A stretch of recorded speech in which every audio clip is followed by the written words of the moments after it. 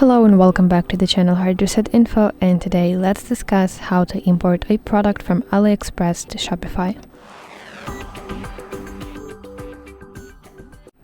In order to do that, first of all, you need to connect those two platforms.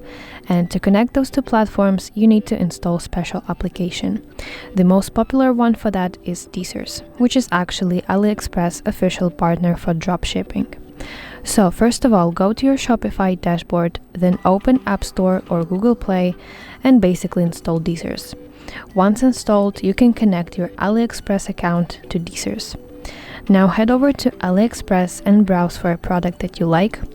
And with Deezers, you can import that product to your Deezers dashboard with just one click. From there, you can edit the product before it goes live. So you can change the title, change pricing, edit description, and even change some photos so that your store looks more professional and not just copy-pasted. Finally, when you're happy with it, you can push the product from Deezers to your Shopify store, and it instantly will appear as a part of your catalog.